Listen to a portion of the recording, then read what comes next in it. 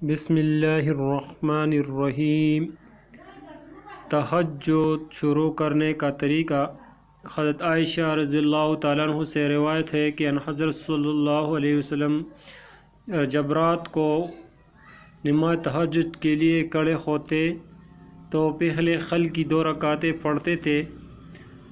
نماز تہجد شروع کرنے سے پہلے کے اذکار۔ ایک صحابی حضرت عائشہ صدیقہ رضی اللہ تعالیٰ عنہ کی خدمت میں گئے اور دریافت کیا کہ حضرت صلی اللہ علیہ وسلم تہجد پڑھنے کے لیے اٹھتے تو کیا پڑھتے تھے؟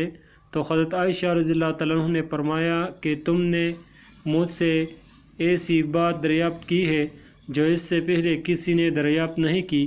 اس کے بعد فرمایا کہ آپ صلی اللہ علیہ وسلم جب تہجد کے لیے اٹھتے تو لا الہ الا اللہ 10 مرتبہ پڑھتے، اب اللہ اکبر 10 مرتبہ پڑھتے، الحمدللہ 10 مرتبہ پڑھتے، سبحان اللہ و بحمدہ 10 مرتبہ پڑھتے، سبحان الملک القدوس 10 مرتبہ پڑھتے، استغفر اللہ 10 مرتبہ پڑھتے، اعوذ باللہ من ضیق المقام یوم القیامہ 10 مرتبہ پڑھتے، اللہم اغفر لی وحدانی ورزقنی وعافانی 10 مرتبہ پڑھتے۔